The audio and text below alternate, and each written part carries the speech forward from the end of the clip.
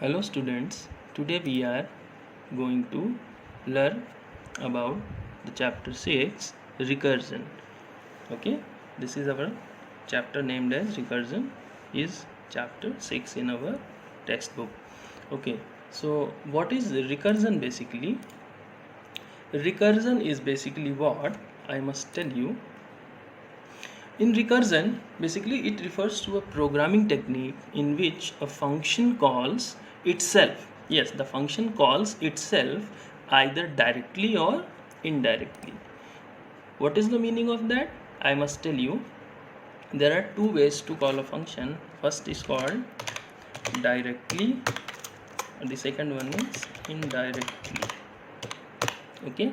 Now, what is directly calling a function as a recursive function? So,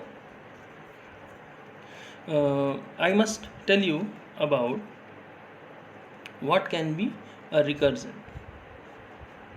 So first one we will understand about direct recursion. It is written as, we are going to define a function, any function, suppose named as fun1, that is function 1. Inside that we are going to write something like hello or something. Okay, and along with that I am going to call the function itself, which is function fun1. Can you see that function name is fun1 and I am calling itself here inside it. Now what if I run the program? I must make it as a comment so that it is not. Okay, so let us try to run this program and see what happens. Any name. Can you see that function is running and it is printing hello? Why it is printing?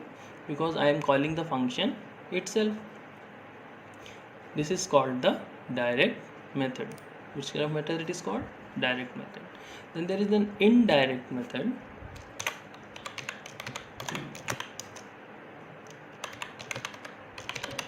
In which what happens? We don't call function inside itself. In indirect recursion, we first define a function, suppose a, and inside the function a we will call, beforehand we should print something, print hello, and we will call another function called b, and inside function one mistake, after hello in the same function we must call this function b which I have created, and in function b we will first print, I must make some changes here because this function is a, so it is writing hello a, and this is function b, then it is writing hello b. Now here I will call the function a. Now can you see function a here, and it is called inside function b, and function b here, but it is called inside function a. So this is called indirect recursion. Okay, let us try to call this function or run it. Let us see. Beforehand I must use it. It's not even called right now. I have to call any function. So here I will write a, because a will call b and b will call a itself. So I am just calling a, so it will call all of them. So let us try to run. What can you see?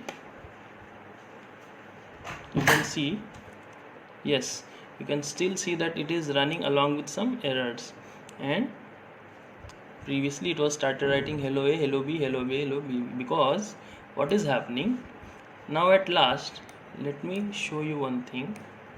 Now at last this line is written. If you can check it, what is written? Print hello a, then recursion error, maximum recursion depth exceeded while pickling an object. That means because it was inside in kind of loop, a is calling b, then b is calling a, then a is calling b, then again b is calling a, then a is calling b. So using that, what happened, it became a loop, and it was an infinite loop. So until unless the memory supported Python, that many times it started printing hello a and b, then after that it stopped. So whenever you are using recursion, this is one of the most important thing to be remembered, that while using any recursive function, there should be some important points to be remembered. Okay, what are these important points to be remembered? Let me tell you. Whenever this sort of recursive cases or recursion programs or recursion functions are being used, two things must be there. There must be at least one or more base cases. What? Base case. Along with that, second thing, there should be at least one recursive case. Which case? Recursive case. So what is base case and what is recursive case? Let me introduce. Suppose I am going to find the factorial of a number. Okay, you know what is factorial? Suppose if I say ki find the factorial of 5, then what will be the factorial? Let me introduce here using, yes, so if I say factorial of 5, that means I am going to do 5 multiply 4 multiply 3 multiply 2 multiply 1, that will be equal to 120. So basically the question will ask find the factorial of 5. I will enter 5 and it will answer me as 120, because it will automatically multiply all the numbers with its predecessor number. Precedent number means the one number, that is like 5's predecessor number is 4, then 3, then 2, then 1, like that. Okay, so now let us try to make the program of factorial. Okay, let me erase this. Let us try to create the program of fact, and inside that I will take the number that you will provide while using this factorial, and I will write the program. If n is equal to 1, then return n, not return 1, and else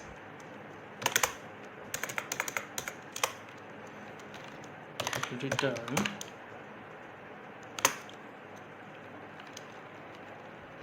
n multiply fact n minus. Now can you see that every time function either not returning any value, that we have learned in chapter 3, but functions are also returning functions as well, which can return a value. Now you can see one extra visible thing is that I have used two return statements here. Why? One is inside if, another is inside else. So what will happen? One case is working as recursive case and one is working as base case. So what is basically recursive case and base case?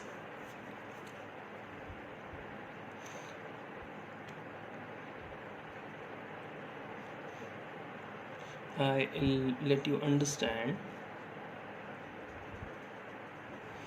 Yes, here this one, where return 1 it is written, it is known as base case, and the second return function working as recursive case. What is all that? Base case and recursive case, I'll let you know. So let us try to run this program and see what happens. Before running, I must call this function. how to call? Just use print, then factorial of any number. If I say 5, then 5. I am going to get the factorial of 5. So shall I start this? Now can you see what is coming? 120. Is it? Can you see this 120? Yes, because it is 5 multiply 4 multiply 3 multiply 2 multiply 1. So I think somehow it is clear what is a recursive function, how does it work. Now there must be some problem understanding base case and recursive, so I will throw some light over there. Now let us start with the same function, because it's one of the better using functions with recursions, named as factorial function. So let us see what actually it is doing. Okay, so I will try to showcase you everything here. How does it work?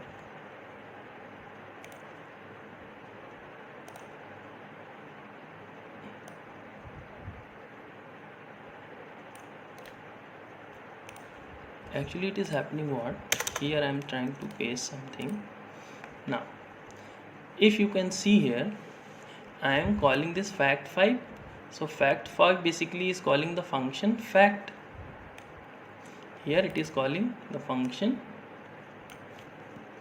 fact5. Now whenever we are calling fact5, we are inside this fact function, and n is equal to 5.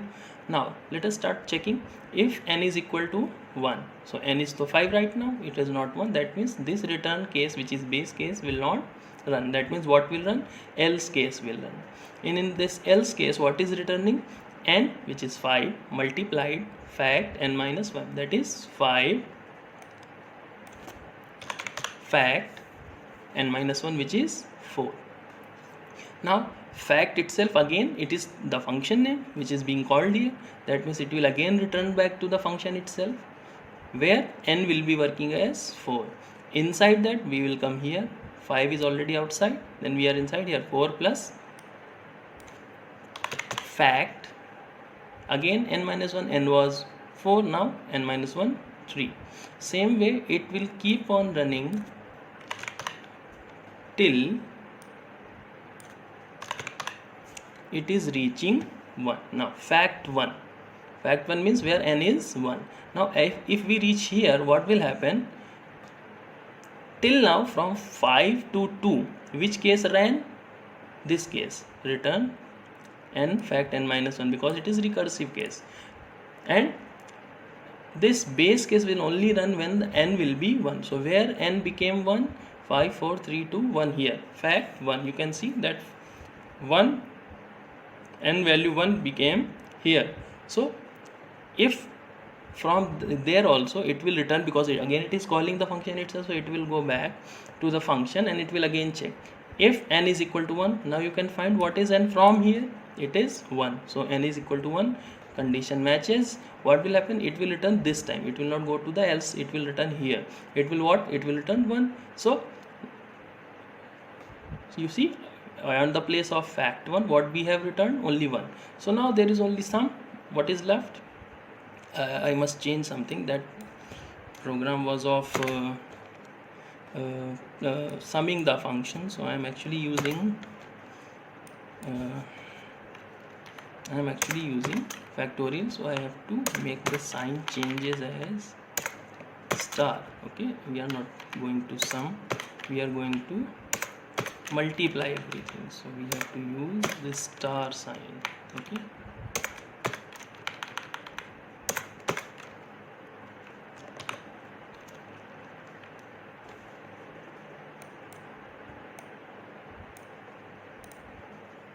okay.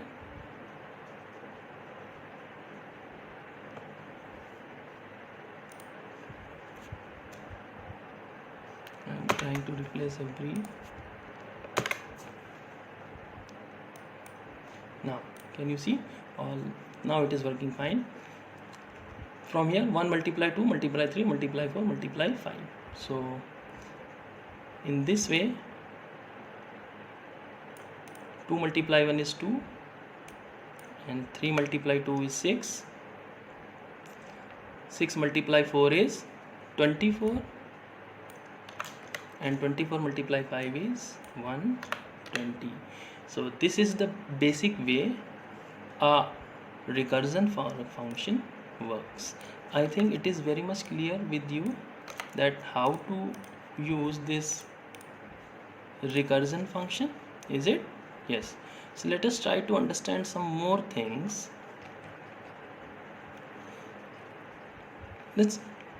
If we have loops, then why we use recursion? Because it is again kind of looping technique which runs again and again till a particular condition comes. Yes or no? Yes. So basically, what is the basic difference between recursion and iteration? So basically we are going to learn iteration versus recursion. Okay, so what is iteration versus recursion? I must write here some things. Let us check them out. Okay, iteration versus recursion. So the first thing is the recursion trims the solutions. Trims means it makes it short. Recursion trims the solution and solves the problem mathematically. Then what does iteration? Iteration or loop is basically same. If we say iteration or we say loop, it is the same thing. Okay, so iteration means loop. Iteration is a lengthy process which completely depends upon loop itself. Okay, second difference is selection of recursion or iteration depends upon the nature of program to be solved. Means that will depend on our program. We need to make a lengthy program or we need to make a short program, or we excessively need recursion, or we inclusively require some loops to be included in our program. The third thing is recursion functions are slow as compared to iteration. That means our looping techniques like for, while, they are much faster than recursion. And one more problem with iteration is that iteration takes, that means looping takes more memory space than recursion. Means both are somehow sometimes working same. So if you compare the basic difference, you will find that one is slower, the other one is faster. One is taking more memory spaces in your computer, other one is not taking that much. Which one does not take? Recursion. And which one takes more is iteration or looping. So this is basically, you can understand the difference between recursion and iteration. So this is basically the whole chapter about recursion. I will try to give you one question here. Let us see if you can solve it or not. So the question will be, let me write it here. The question is, write a recursive code to compute and print sum of squares of n numbers. Value of n is passed as parameter. That means you have to print the sum of squares of n numbers. Suppose I have got 5 numbers. That means 1 square plus 2 square plus 3 square plus 4 square plus 5 square. I think you may have got it understood. You have to do what? You have to actually write in the way 1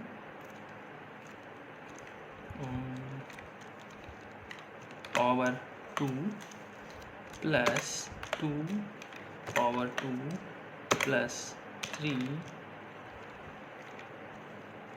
power 2 and so on till